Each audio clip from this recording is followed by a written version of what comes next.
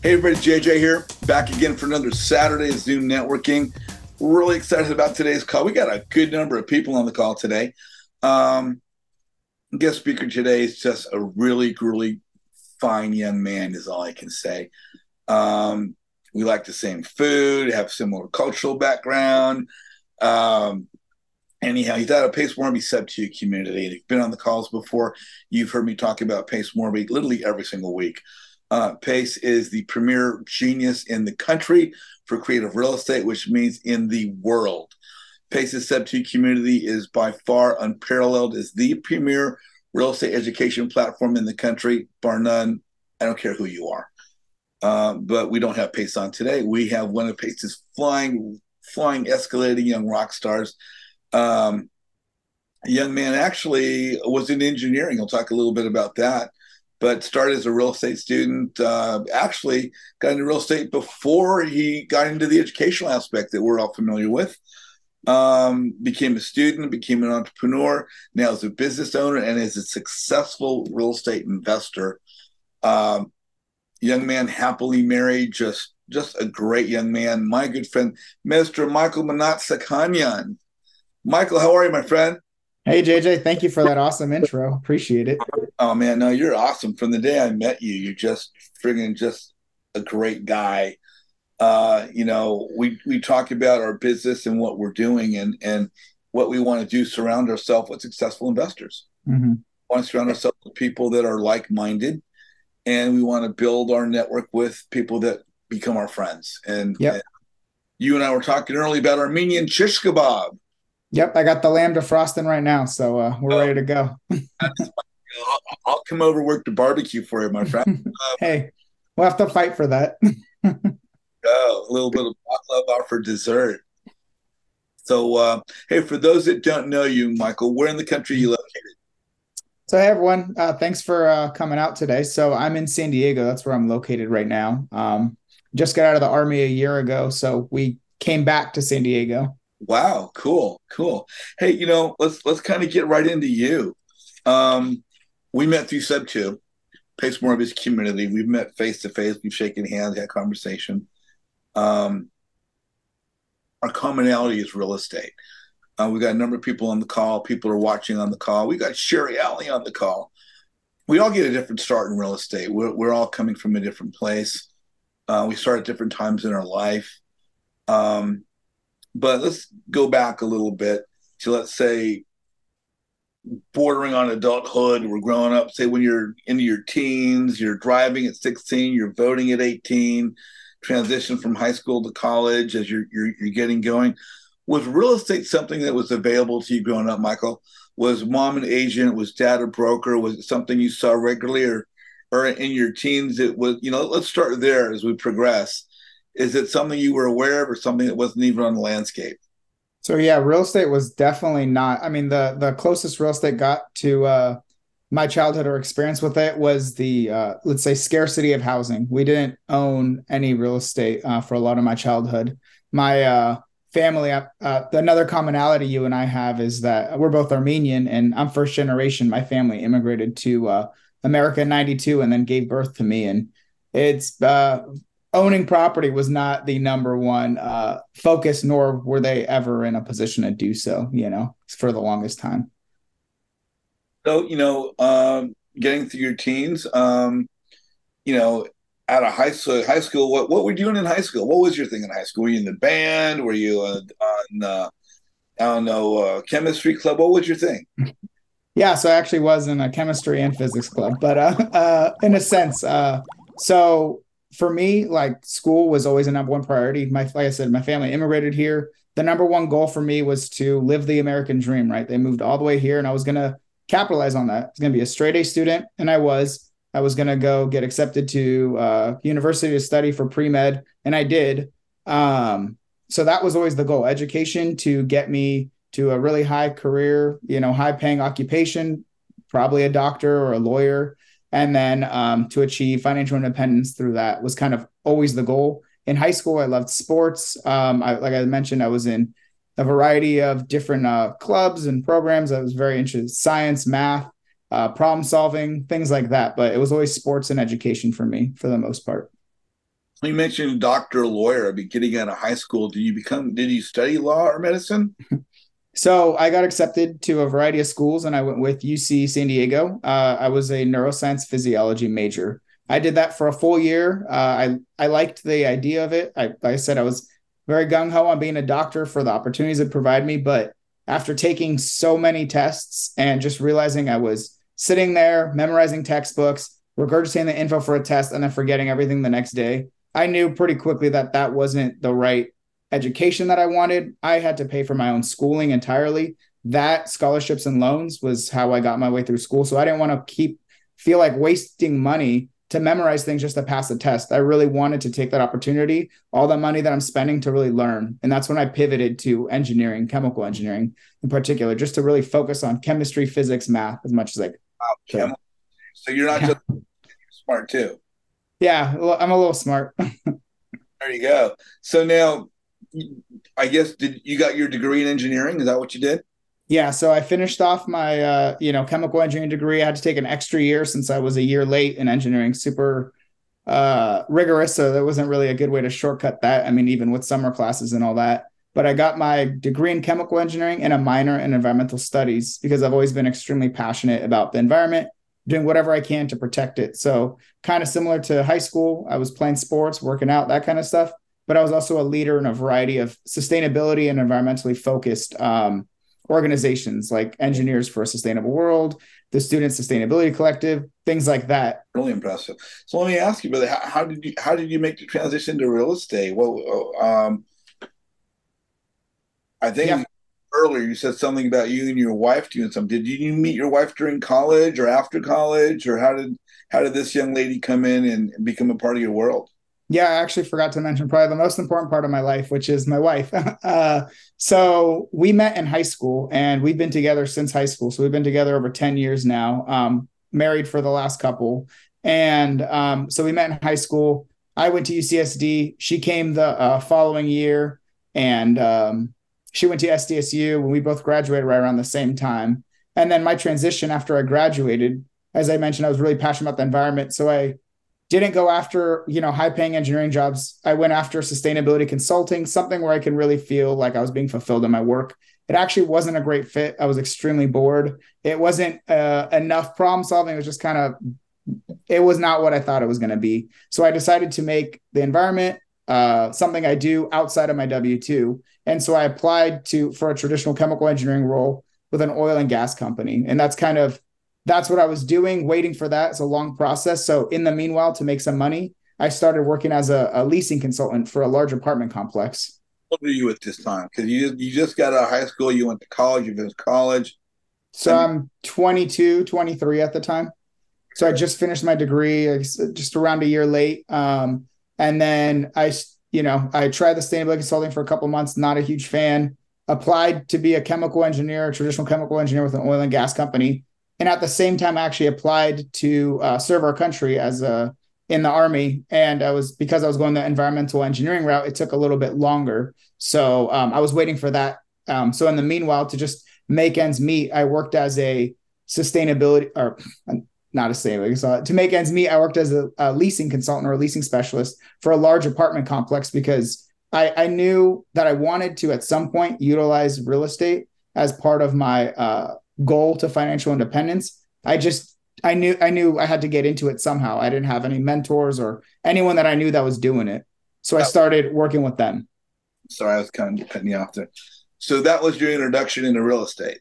Yep, working for helping like a property manager lease up units, track analytics for it. How are we going to lease market to potential tenants, screen them, lease them up, get them in. So that was a great couple month gig that I was doing. And then the real insight was when I spoke to the actual owners of the property. When they came, I wanted to really introduce myself and just talk to them about what they do.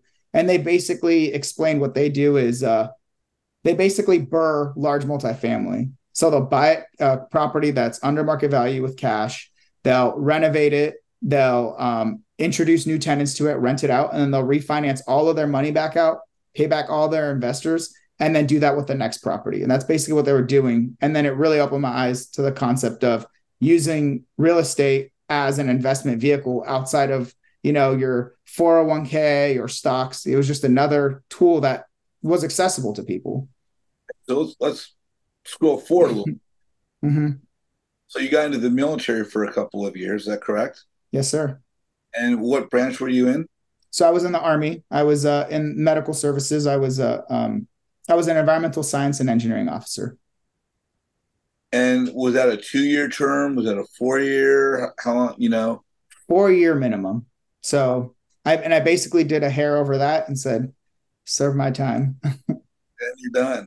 So we get now that you're probably in your later 20s, so to speak. How did you get into real estate now as an investor?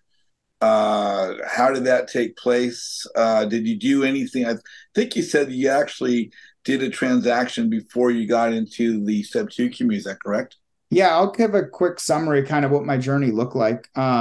So that was 2017. I graduated. 2018 is when I started, or the end of 2017, early 2018 was when I was working as a leasing consultant. Really opened my eyes to real estate investing, and then I started consuming everything and anything I possibly could from Bigger Pockets, their online forum, their books, their podcast, nonstop. I was basically listening to that, trying to learn as much as I possibly could. And then I commissioned with the Army at the end of 2018. And I traveled to Oklahoma, kept learning, San Antonio, kept learning. And then when I got to my duty station in Fairbanks, Alaska, that's when I got integrated to my first ever RIA, or real estate investment association, or whatever. So I was really now no longer just learning from online forums and all that, but I was learning from people that were in my local market actually doing the thing I wanted to do. So now when I would underwrite a deal, even if I wasn't going to actually make the purchase, I would learn from them. Do you think this is a good deal? Do you have experience with this? Would you do this? Asking a lot of questions so I can learn. And so that was up until 2019. Once I got settled down, 2019, early 2020, my wife and I, after underwriting, I don't know, every single multifamily property in our local market, we bought our first property, which was a duplex using our VA loan in Fairbanks, Alaska, of all places. So you did your first flip in Alaska. Yes. So actually, the goal was for it to be a buy and hold long-term rental. We did rehab one unit, and so we closed on it while everyone else was freaking out about COVID. I mean, don't get me wrong, we were freaking out too, but we used that as an opportunity to also buy real estate because there was a lot less demand at everything was kind of crazy for a few months. So we got under contract, closed like May 27th, 28th, 2020, rehabbed the property, one of the units in 3 days, and had our first ever tenant. I was a landlord. 3 days later, June 1st, we had our first ever tenant. And the way I underwrote it and the way it worked out was they were covering our entire mortgage by that one unit being rented out. It was pretty awesome. That's crazy. So now, how long after that did you come across Sub 2, and how did you find out about Sub 2? Definitely. So there's a few more little steps I'm going to just quickly get into. So we did that. We lived in our rental. And then as we were living in it, we were rehabbing it. And as soon as we were eligible to do it again, we did the same thing one exact year later, like 1 year and 1 day later. We house hacked a 4-unit using our FHA loan. Same exact concept, rehabbing units as necessary, renting them out at market value. And I loved it. I thought, this is crazy. In 12 months of pulling the trigger on my first, we already own 6 units. We're cash flowing well. This is great. But the way my brain works, I thought also, this was a little slow. How can I do this, but a lot faster now? Like now that I understand this process. And that's when I started learning about both wholesaling, and I was actively wholesaling within right around that same time, actively wholesaling Huntsville, Alabama, looking for cash deals and selling them to investors, basically bird dogging for them. Let me ask you, were you living in Huntsville, Alabama, or were you wholesaling remotely? Wholesaling remotely.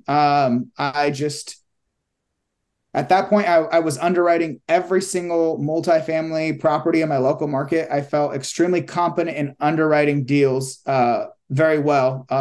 So I basically leveraged that and talked to lots of investors in Huntsville, identify that as a really great market, and basically work with investors to find them the properties they were looking for.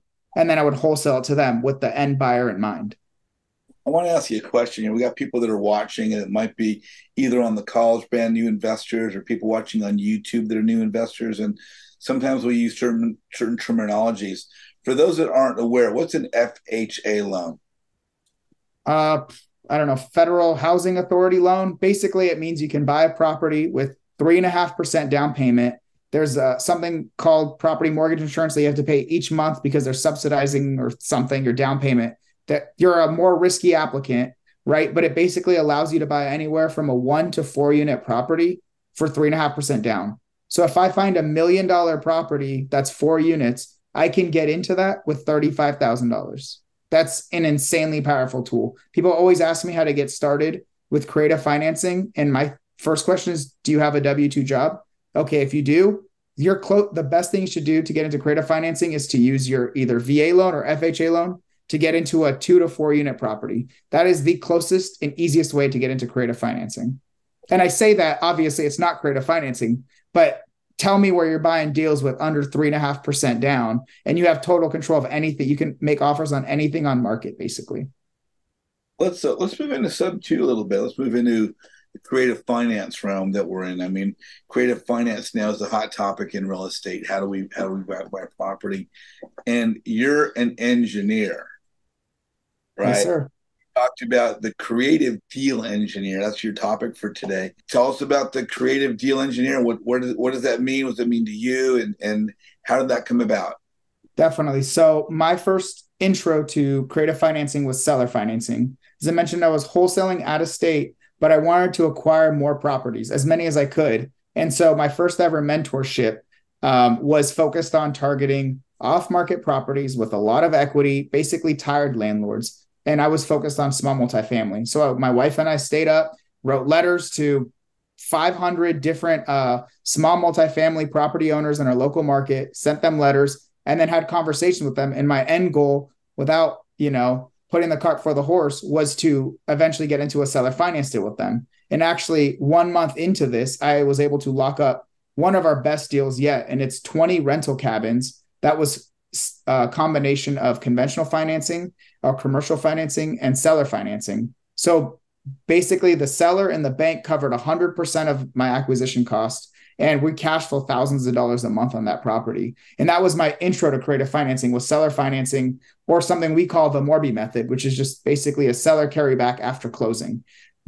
So then in 13 months of being in real estate, we had 26 rentals, cash flowing over $7,500 a month.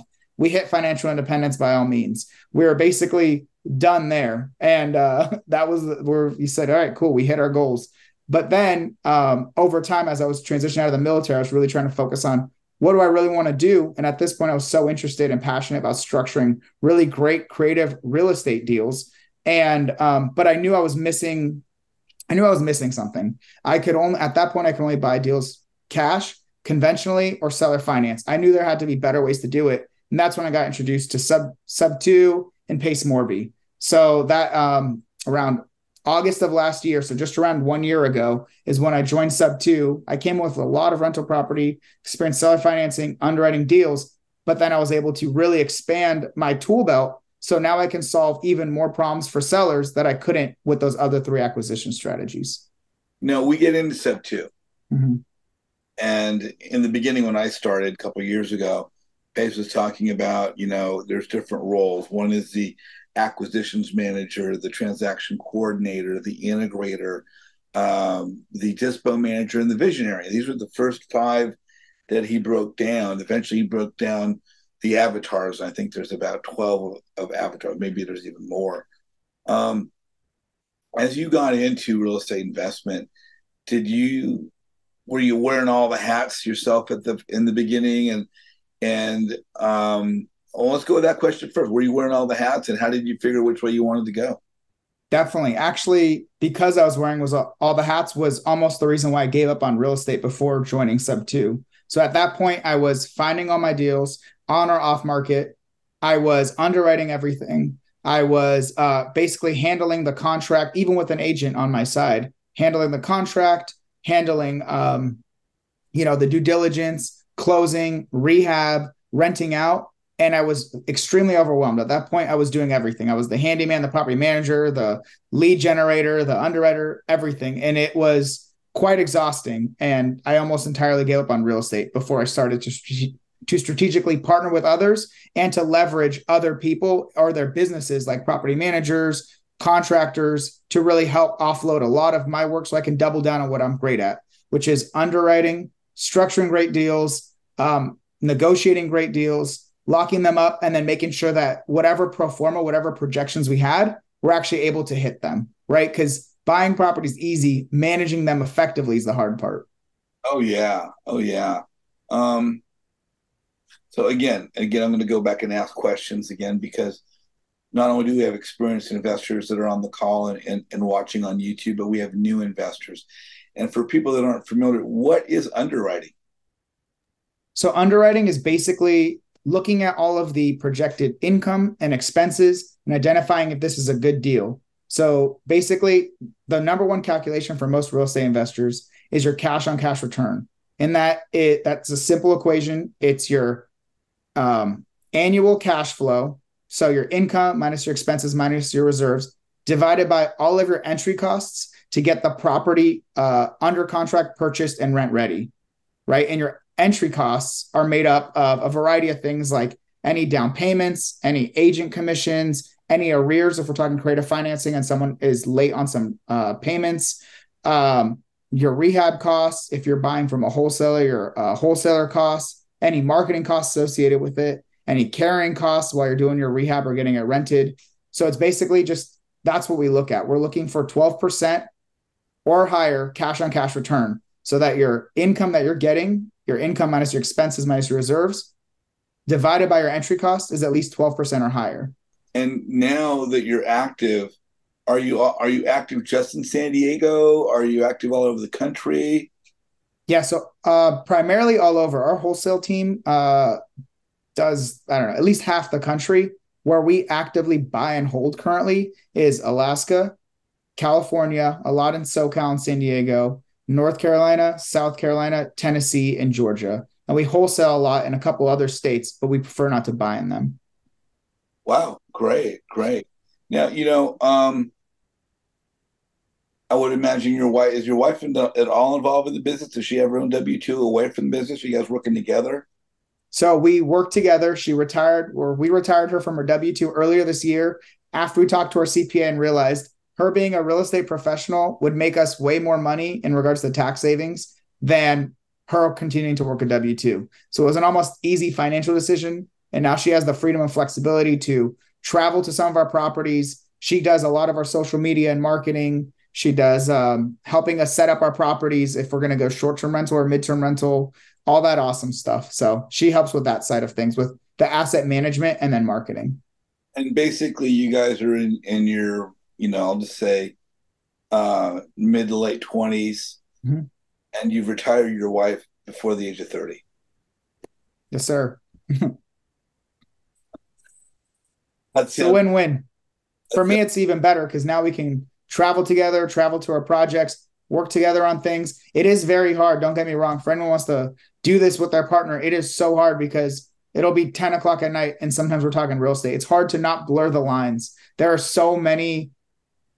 It's a massive pro and a massive con working with your actual partner. I have my business partner. It's very easy because we're friends too. So I don't know. It's hard not to blur the lines sometimes, but it's really a huge blessing for us to be able to work together and not build someone else's business, someone else's investments, but really build stuff for us, for our family, and for generations to come. So it's pretty incredible to do that together, hand in hand.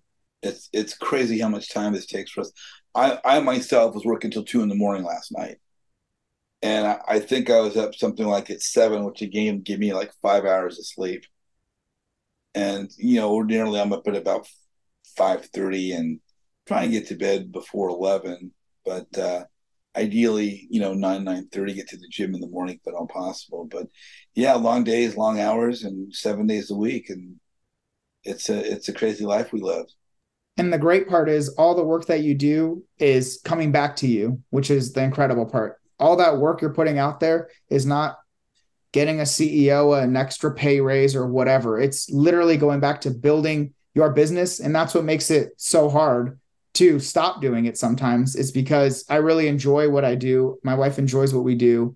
And so it's hard to not work as much as we do. But we also understand working hard up front. Everyone wants passive income. There's no such thing as passive income.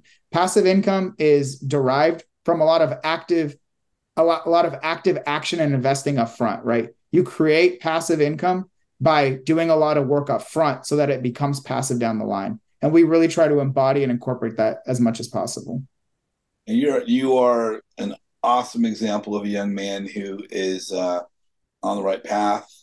I've got some friends of mine I'd like to introduce you to because, it's all about networking. And if I can plug a couple people together where they can help one another, that's phenomenal. And I've got a couple people I'd love to introduce you to. Pace Morby, just a phenomenal individual, loved by many, many people. We've met at some Sub 2 events. Have you got a chance to meet Pace yet? I have met Pace multiple times. Actually, the first month I joined, there was 2 parties in San Diego that we did. And I was even at his house earlier. Is it this year or end of last year, jumping off his balcony into his pool. So definitely met him a couple of times. Yeah, I went to Phoenix for the mastermind in January, but we didn't get to go to the house. But yeah, I've also had a pleasure to meet Pace on a couple of different occasions. Oh man, I just think what you've come to share with us has been great. The way you're breaking down deals, the way you're taking your business by storm, being a young man that has all your ducks in a row is just a perfect example of doing it the right way. You are a role model for people that are your age, people coming up behind you. And for me, it's just an honor to call you my friend. We've got to know one another as friends. Mm-hmm. Before I really started talking about the details of real estate, it's kind of great to hear your journey a little bit, hear your story a little bit. And actually, if you don't mind me doubling down on that, that's my favorite part of all this. Because we hit financial independence through real estate so early, we made a requirement of what we do to only work with good people that we actually like and enjoy. We don't have to work with people for the sake of we need someone's private money, we need someone's deal. We don't work with people we don't want to work with, and it's all relationship first. And I want to just give a huge shout out to my business partner, Adam Catledge, and our business Coast to Coast Vets, because he embodies that, right? So love Adam. Yeah, he's been on the college for quite a while now. I didn't know you guys were working together. Mm-hmm. Yep. We have Coast to Coast Vets, and we've acquired a ton of property, and we have our wholesale team. I have Sherry Alley here, as well as, I don't know if Michael B is in here, but we have some of our wholesale team leaders here. So just huge shout out to them, because we only work with people we like to work with now. So it's an amazing thing to be able to structure your environment to be surrounded by people you actually enjoy and like to work with, and who are all working towards the same goals. Mr. Barry Dennis, you are on with Mr. Mnatsakanian. What's your question, Barry? Thank you once again for having me on. Appreciate your let me get on here, JJ. Michael, San Diego, that's my spot. No. I recently migrated from California, which I miss, and I'm here in Tampa, but I do want to come back. But the question I really have is, when you do your underwriting, do you use the creative calculator that like the Caleb has? Do you use that, or how do you do your underwriting when you do creative? So I'm going to self-plug myself real fast. So I have the best creative finance calculator that is out there. If you go into the internet and you type in creative finance calculator, you'll only see Jerry Norton's free calculator. Jerry Norton, him and Pace, 1A, 1B, the goats of creative financing. You'll see someone else's seller finance calculator, and then you'll see the Coast to Coast Vets calculator. For anyone watching this, if you use the discount code SUB275, you will get 75% off that calculator, lifetime access, and I make updates to it all the time based on things that we want to add for our business and based on suggestions. So self-plug, that's it. I'm done. And you said go to the internet and type in Coast to Coast Vets. You can do that, or you type in Creative Finance Calculator. You'll see it under www.c2cvets.com. It should be the second or third up there. No ads, no It's paid, but you guys get so much more value than I can ever, it's a great resource because you can do, it's really cool because you could do seller finance, sub two, and hybrid. Obviously, you have on the side cash and conventional offers. You can do your ARV at one place, the summary of the property, all your cash flow, your income and expenses, have all that there. Plus, we have a deal or no deal checklist at the end that tells you, does this pencil as a long-term rental, short-term rental, midterm rental, wrap, whatever, so for you all to be able to quickly check off if it hits some of your goals. So it's really easy for you to make a decision on if you should buy that or not. Because I will say the biggest hindrance to most people is not underwriting. It's to be confident in their underwriting and then to pull the trigger once their underwriting says, hey, you got the green light. That's more of a mindset thing than anything else. And from 2018 to 2020, that was my limiting factor. Gotcha. Thank you very much for that. Of course. And I'd love to answer any and all questions. Underwriting, if you have any cash flow, what my reserves look like, what entry costs, anything you want, I'm happy to answer anyone's questions about that. Barry, thank you very much for a phenomenal question. Thank you for joining us today. I saw your question there on Facebook or your connection with the message to me. So it's definitely you and I connect. Is that a Bo Jackson jersey? Number 34. Like 34. Oh, Marshawn. There you go, Marshawn Lynch. I thought it was 3-4 for a second there. Okay. Me too. I thought it was 3-4. Barry, let's definitely connect, and you and I develop our friendship. Thank you for joining us today.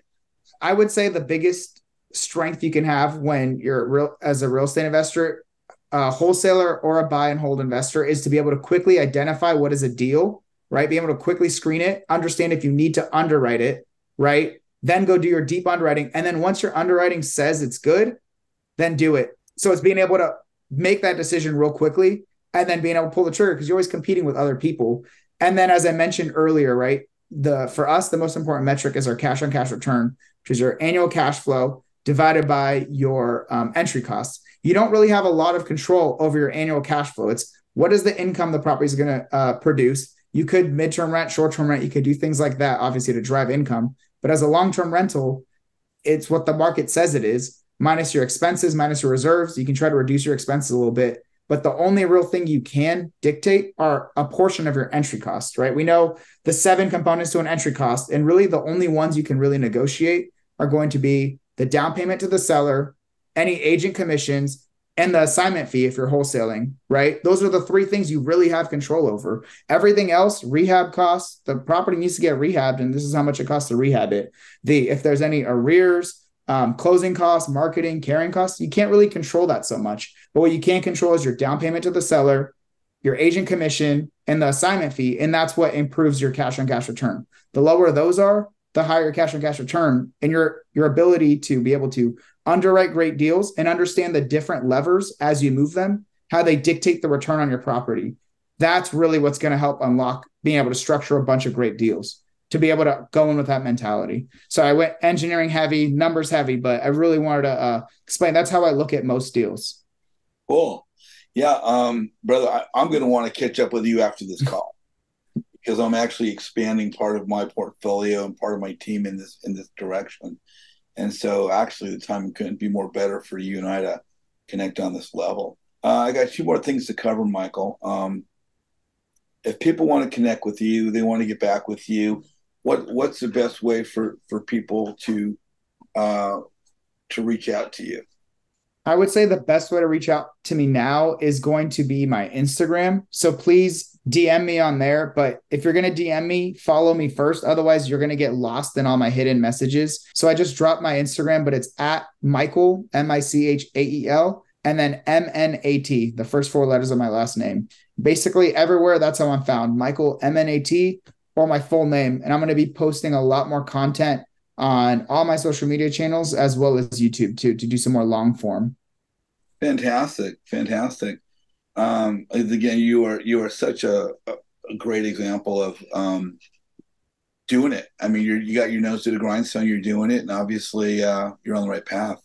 My group's a networking group, and I talk all the time about networking. I become the talking box after a while, talking head.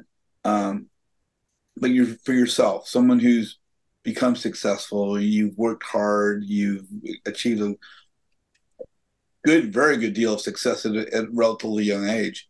Um, all the real estate education happening right now is happening really with different programs that have a Facebook group for their community.